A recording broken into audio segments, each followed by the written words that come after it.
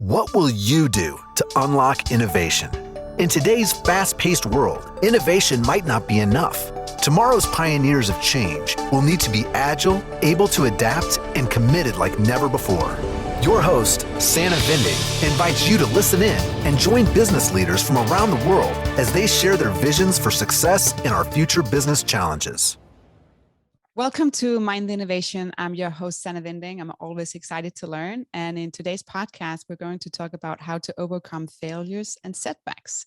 I want to welcome Darrell Evans. He's a business growth advisor, investor, and he's also co-founder of Yokel Local Internet Marketing. So welcome, Darrell. I'm excited to have you on today. Thanks for having me, Sana. I'm looking forward to it. It's going to be fun. Yeah. So let's jump into it. Let's talk about failure and setbacks. And you actually call it the MindShift Method. What is that? Yeah. So failures are a part of life. They're part of achievement. They're a part of growth. And I've always looked at failure as a learning opportunity. Even though in the moment when we fail, it hurts. It hurts. It either hurts our ego. It hurts because we are worried about how we're perceived by our peers, by our family, by our friends, coworkers, former business bosses, or whatever the case is. But I've learned over the years that there's a methodology to moving through setbacks, failures, or what I like to call breakdowns en route to breakthroughs. And over the years, I've just had a 4-step model that I've used, and I keep referencing it back to everything that's happened in my personal life, business life, and everything in between. And I've called it now the MindShift Method. And so the first step in the method is to make peace with the facts. And that first step has to do with it's an internal acknowledgement. So often we find ourselves blaming circumstances or looking for reasons why something happened. And we can go a little deeper as we go. But the first step is make peace with the facts. Step 2 is make a new decision based on those facts. It's not what happens to us that really determines our future, determines our destination.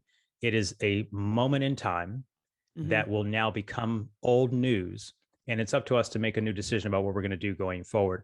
And that decision is the distinction I like to coach people on is that the root word decide, has the word cut in it, which means we're cutting off any other past options, meaning we're going to make a new decision. We're cutting off options and we're going to make a decision to move forward. And so a lot of times that means like drawing a line in the sand about what we're going to do now going forward. Yeah. So step 3, of course, then is the hard part. Once we decide what we're going to do or decide what decision we're going to make to move forward from this setback, is to come up with a plan of action. And so making a plan is step 3. And this is where a lot of us, a lot of times we're still hurt. Our emotions are still a little razzled by whatever it could be in that failure moment. And a lot of times we don't recognize how easy it is to reach out to someone who's been in the same situation, who's moved into a new direction that you may be wanting to go into. Example, someone's gotten divorced. Is there someone else who's moved through divorce? Sure. Is there someone who flunked out of college? Yeah, there's someone else who flunked out of college. Is there someone else who lost a business? Sure, there is. So you can find someone, a mentor, a coach, a guide, someone who can help you with the plan if you're unable to come up with the plan. And of course, unfortunately in step 3 is where humility comes in, right? Yeah. Sometimes we don't like to admit our failures. We don't like to get honest with ourselves, and we're worried about what people are going to say. If we could just lose that ego consciousness, we'll be fine. But step 3 is make a plan, and you might need some third-party help with that. And step 4 is where all the work comes in, right? Make it happen. Step 4 is make it happen, and that is the daily discipline now of doing the little things consistently over a long period of time that will bring you to your new future, to your new destiny, to your new vision or outcome. And that is where things get lost, because a lot of times we get excited in the moment because we're really emotional about failure. And if we can't separate our excitement in the moment and then realize that the work has just begun, once we decide what the plan is going to be, et cetera. And unfortunately, that's where I see a lot of entrepreneurs and just life in general, achievers even, myself, we just fall off the rails in terms of keeping commitments to ourselves. And that is where, we have to really wrestle with ourselves about keeping those commitments to ourselves. Yeah. But I think where a lot of people struggles, and I can see that in organizations or in companies, it's also to admit that it is a failure, or you can say it's a learning, because failure is negative. But to admit it, it's so vulnerable, right? To go in there and saying, hey, this is not either not working, or we need to find a plan. But to admit that it happened without pointing a finger and saying it was there, it happened in that team. Any recommendations of how to build the trust so it's not going to be this blaming game? I guess as you state that question, I think of a few things. When I think of in a corporate environment, for example, I'll go back to something earlier I said, and I left the corporate world decades ago. So I can't speak to the inner workings of corporate culture, although I hear it, I can see it, I've got friends in it.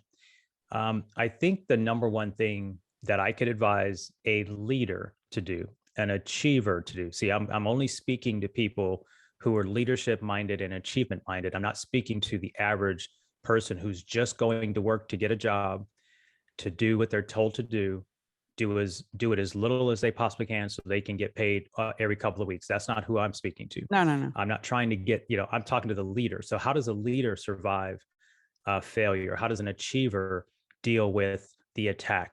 And that is it. And this is a really hard statement for some people to get their hands on, but I have to credit this to Jack Canfield, who taught this to me over a decade and a half ago. And that is, it's all your fault. So what is that? That feels real heavy, right? When you when you're on a team of leaders and someone else didn't do their job to your left or to your right, or when you're handed down an assignment and maybe you have a team. But here's the simple reality is, if we are going to move forward in life, if we're going to move forward in career, in cooperation, in teamwork, leaders take responsibility. And so I just think of it as, I remember when I heard that, I was sitting in this room with when he was saying this, and I was just like, and it still has to be reminded of me, even in my current business ventures, in my current relationships, in life, and everywhere. It's like, okay, if something's not going our way, can we just take responsibility for our role in the situation? We can't take responsibility for someone else's mistakes, but we got to take our responsibility for, is there something I could have done as a leader to have ended up with a better outcome? And I know that doesn't sit well. Let me say one other thing about failure, to something you said a little bit earlier. I was very fortunate, and my perspective on failure was shaped by my years playing sports. And I don't know if your listeners played sports. It's really irrelevant, because I'm sure at some point they've seen a sports game of some sort. But what I learned in sports as a young kid was that we would practice our craft, agilities. We'd go to practice, we'd practice plays, we would get ready for the game, which was the event. Well, the game was one event in a series of events that made up a season, right?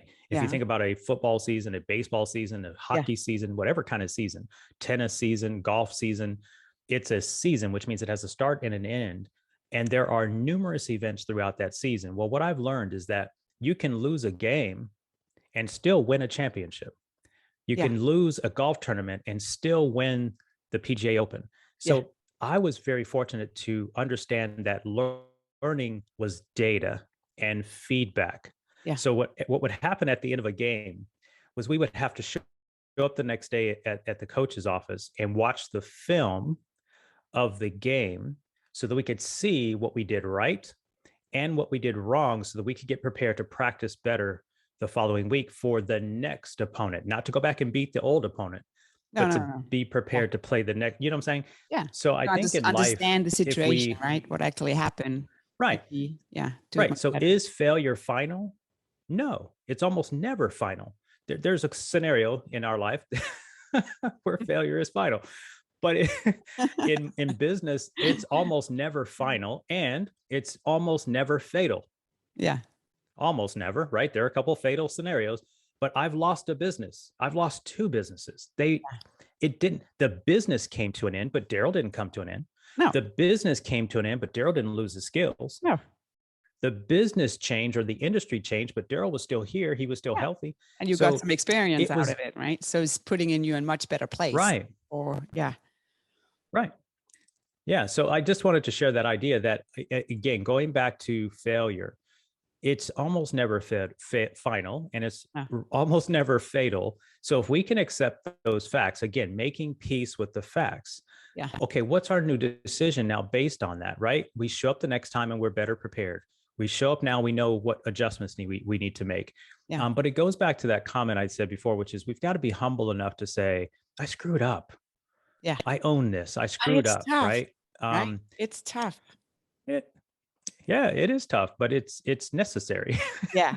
No, yeah. It's necessary. It is, but it's to do it and sit down and saying either you need to ask more questions or you need to admit it, you need to reflect on it. It sounds easy, right? When you explain it and saying it's 4 steps, it sounds so easy. But I'm sure that's listener out there saying, yeah, I tried, but it's not So easy. yeah, I like to say it this way because again, when you take responsibility, you can beat yourself into a corner and end up depressed. And I know what that looks like. So what I am saying is when I say take responsibility and making peace with the facts, I'm Yeah. saying make peace with the facts and move on.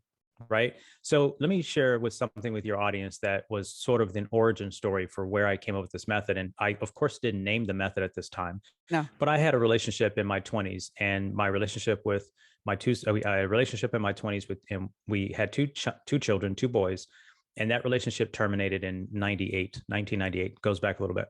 Well, she decided to move to another state in the United States, which happened to be originally she was 1,300 miles away from where I lived, and of course that posed a new challenge for me as a father. How am I going to be present in my children's lives 1,300 miles away? Of Yeah. course, all the visitation and all the stuff got worked out, but I was working, and I had to now come up with I had new facts. I didn't like the facts. I'm going to tell you Yeah. right now, I didn't like the facts, but I also had to understand that the relationship termination wasn't all on her. I was involved, right? Yeah. So I had to be careful not to talk myself into reasons or excuses. And I'm not saying it was easy. It was not easy. It took about 18 months to really settle into what I was going to do, but I had to make a decision, which was step 2. The Yeah. decision was I don't care where they live. I'm going to be present in their lives. I'm going to be a good father. They are going to know who I am in terms of what I know and what I want to pass down to them. And it doesn't matter where on the planet they go live. Now, I didn't know what that looked like. I didn't know how it was going to work out logistically. I didn't understand how I was going to, at this time, of course, I'm a young entrepreneur, started a business. I don't have, money at the beginning of it. I'm literally just like, I'll figure it out. And a lot of times, the power of resolution comes in the power of that committed decision. And I remember Yeah. getting this from Tony Robbins way back in the day. It's in the moment of your decisions that your destiny is shaped.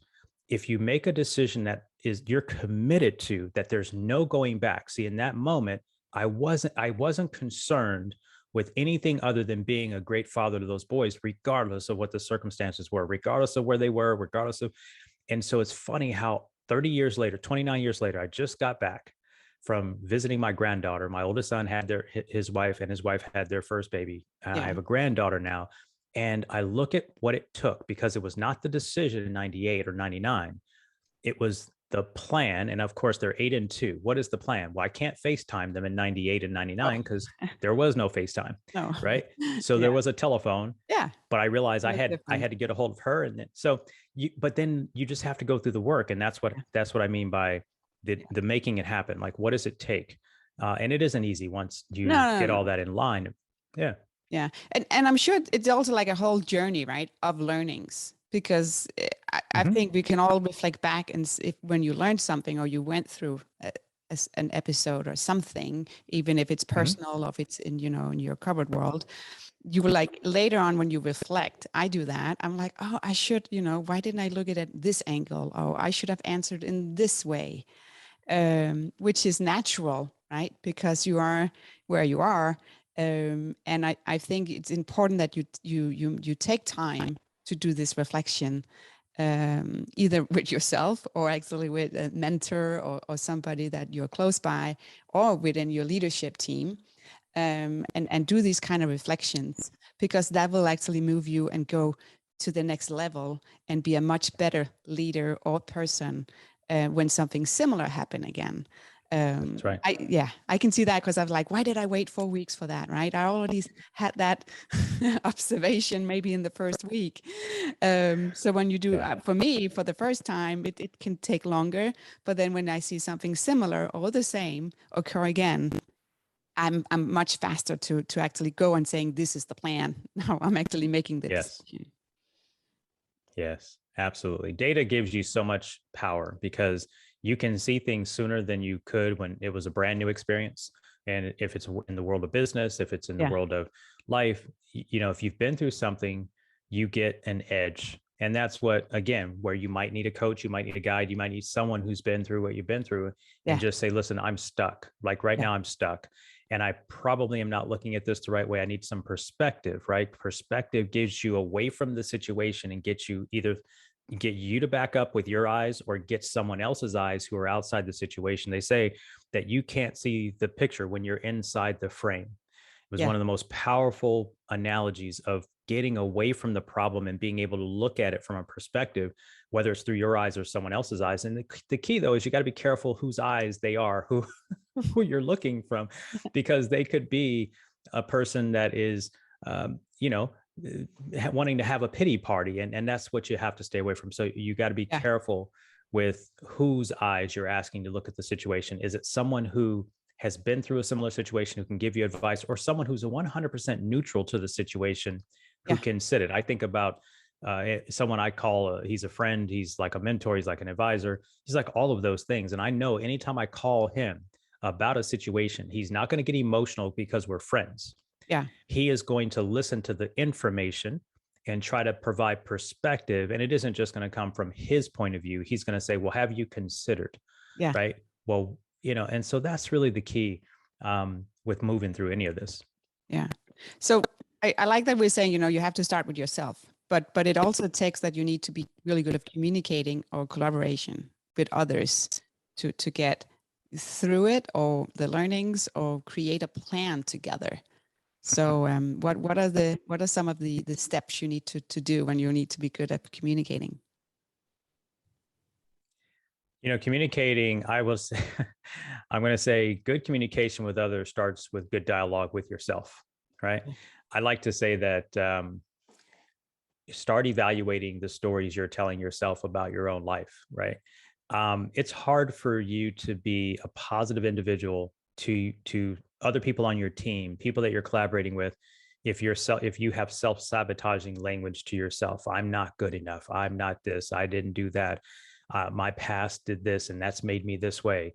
And so that we all have a past. We all have things that have happened in our lives. And so I think about a couple thoughts. Number one, let's evaluate our self-talk first before we involve ourselves in the world of others, collaboration for projects or what have you. The second component that comes to mind in my kind of journey of 20, 30 years of building teams, working on teams, the whole 9 yards, is really being interested in the other individuals that you are collaborating with without thinking that they're trying to sabotage you.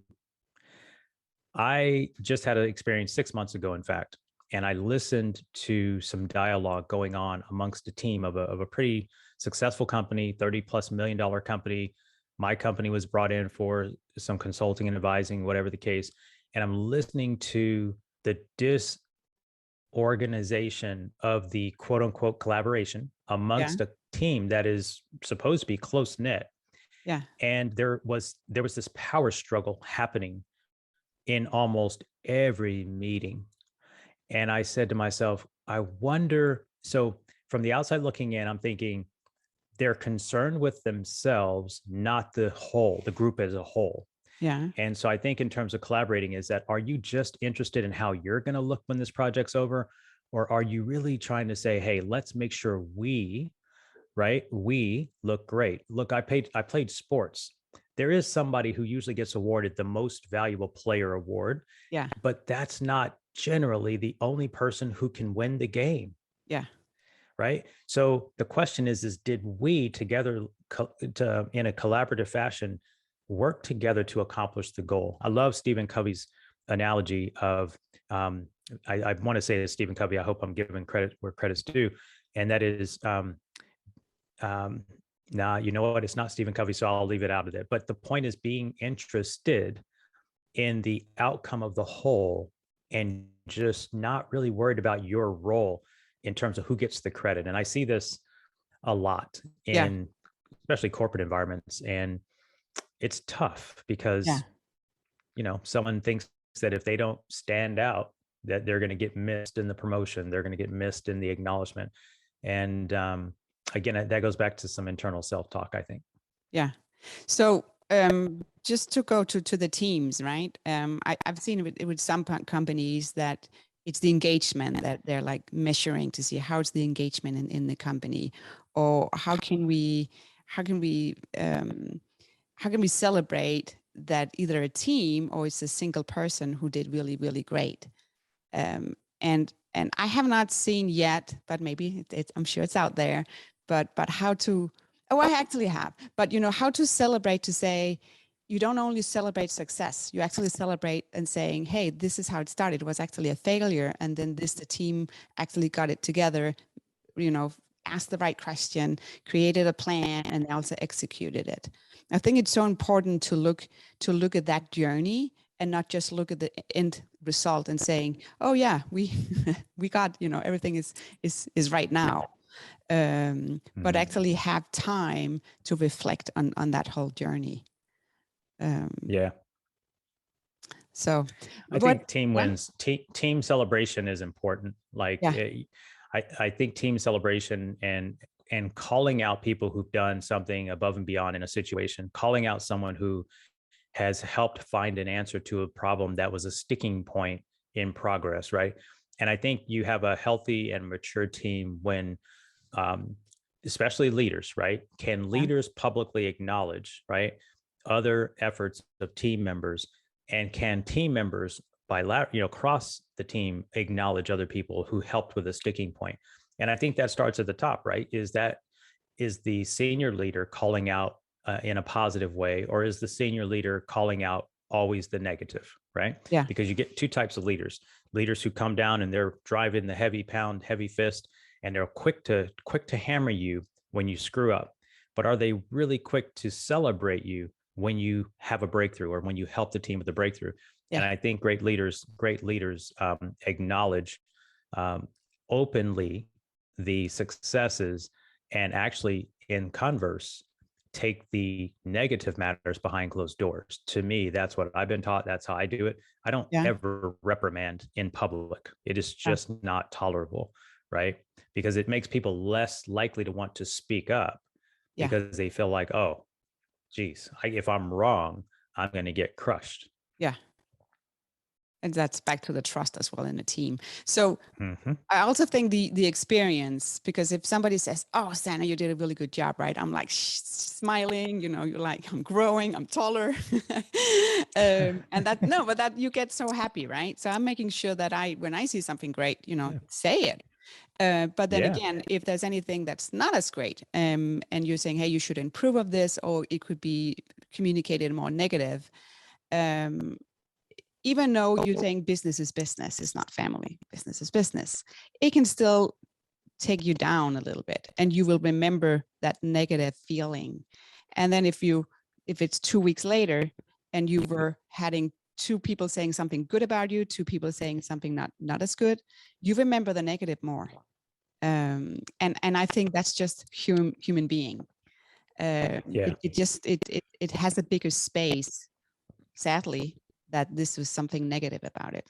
So any advice on how to get around that, so you can, because you grow more of the positive, or on the you positive. do. Yeah, I think one of the lessons I've learned over the years is that whenever there's a negative situation, whatever the commentary or feedback is being provided, whether that's leader to a teammate, or team member to team member, I think the key in communication is to make sure we're communicating about the outcome or the item and not the person. Yeah. And sometimes we attack the person, and the person gets their feelings hurt, when we really should be just talking about the item, the outcome, right? Yeah. Again, go back to the football example. When we showed up to watch the film on Saturday, it wasn't that any one person was singled out for the loss. It was in this moment, there was an outcome or a thing that happened that we need to address. And here's how we think we can address it better going forward. And I think leaders have to be very mindful to comment on the problem and not the person. Yeah. And I think that gets a little gray sometimes, but I think great leaders understand at that level of communication, it's about the problem, not the person. You know, think about it. It's easy when you do an annual review or a biannual review to talk about the tasks that they're responsible for. You completely eliminate the person. You're not thinking about their personality or, you know, sure, there's some things in there that may have to do with communication, but it's easier when it's an opportunity to sit and think and reflect. The problem is in the moment of intensity, right? When stuff's on the line, that we get a little personal in our feedback. And I think that's one of the best things leaders can do is be careful to separate the problem from the person. And let's just address the problem if there's a problem. Yeah. But I'm also, it's also okay to be a little bit sensitive about it, because that shows you're passionate about it. So you're not too cold. It is. Yeah. You find a leader who's not passionate, they're probably not a good leader. I agree. Yeah. But I think in that same vein is just this understanding that we have a mission to accomplish. And in some way, shape, or form, our mission has been compromised by an action that has led to an outcome that is not it's not moving us forward, or it's allowed us to hit a stumbling block, and pressures mount and all of that. Let's be careful I just say, let's be mindful to be careful not to attack the person. And for the person who's on the team, obviously in their leadership growth, to understand that a conversation about a problem is not about you. It's about the process, the project, the outcome. It's about that thing that we're talking about. It's not personal. Some people take things personally, which is, again, another area of personal growth that each of us have to grow through, depending on where we are in our journey. Yeah.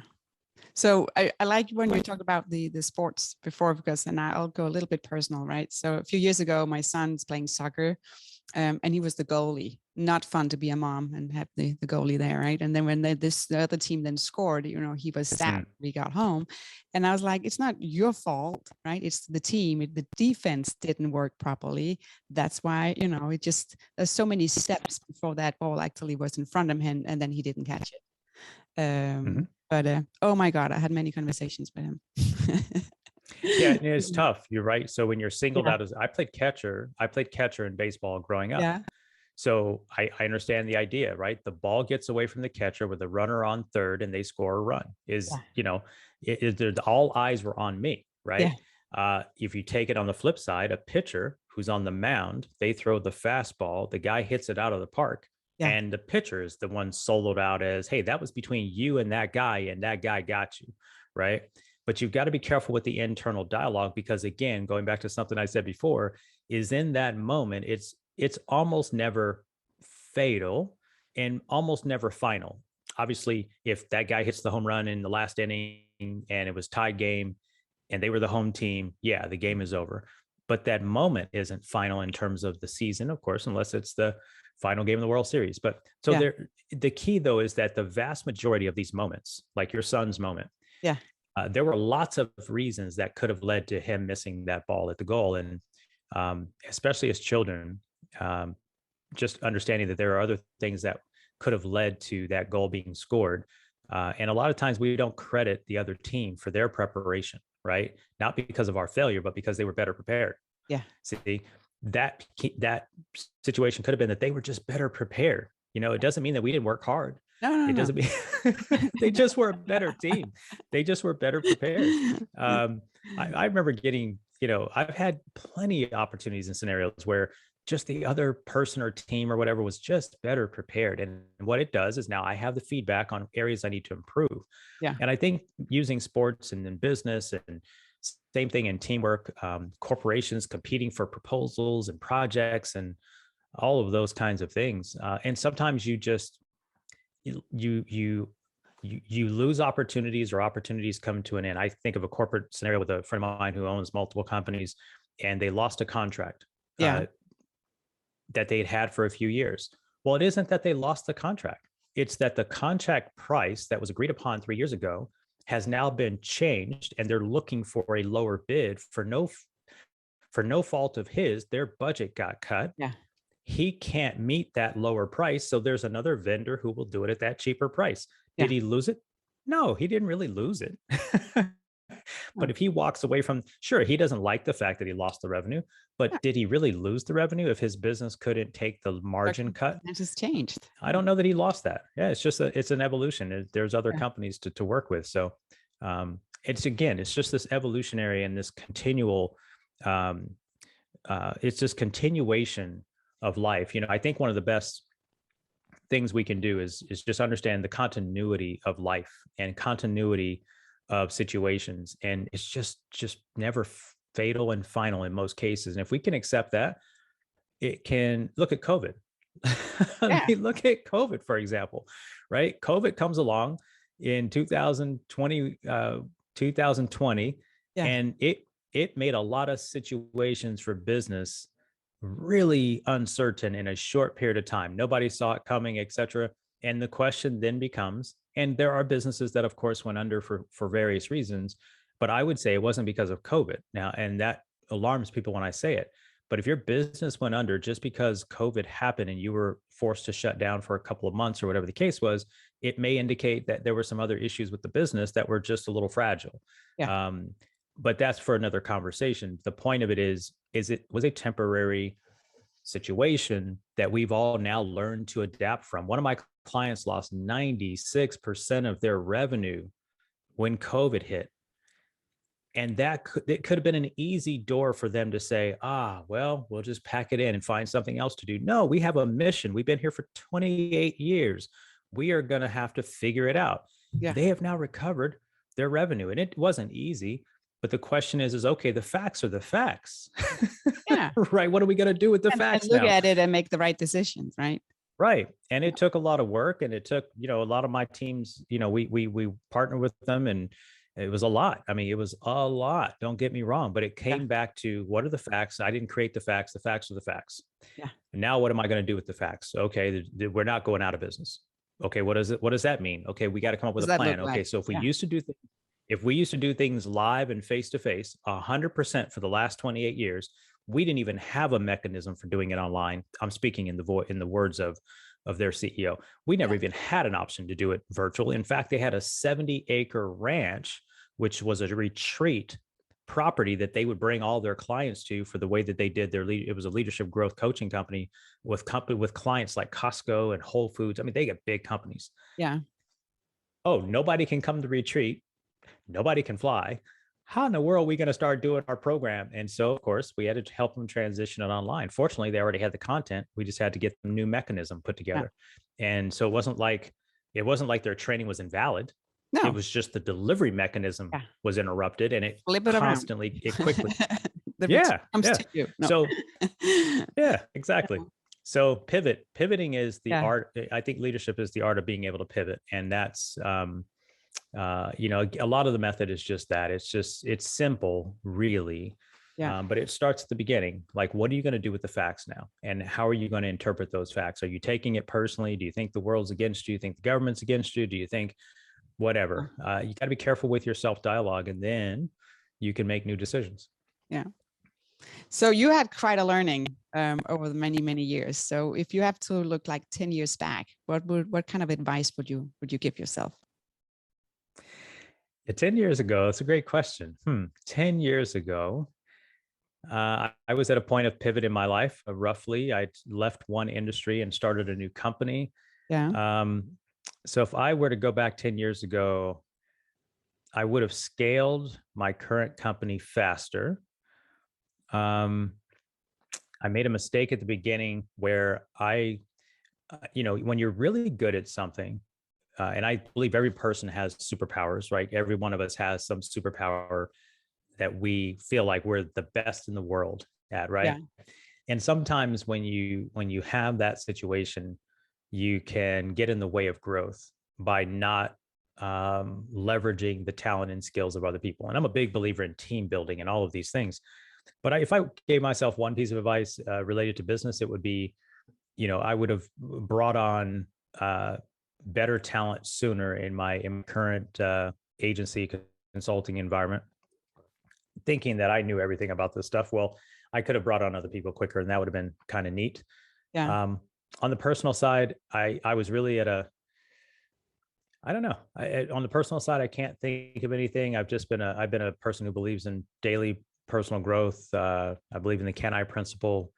And so I'm always trying to, if I can inch myself a little bit better every single day. But on the business side, that would probably be it. Scale, get out of the way, bring on talented people. This world is a global world. There's people around here that can help you solve any problem on the planet. Yeah. And so that's a lesson from my own 10-year journey. That's the last 10 years. Good learning. So thank you so much for being on the podcast today. I think it was great talking about, the learnings, and you just mentioned some there, and also just putting the word and saying perspective. I think that's just, go a little bit further out and take that perspective look at it. So thank you so much. Thank you, Senna, for having me. It's been a pleasurable conversation, and I look forward to continued collaboration with you. Thank you. If you enjoy this podcast, maybe you'd like to hear more, please subscribe wherever you listen to podcasts. Be sure also to check out our website, mindtheinnovation.com. And remember, stay curious and keep learning.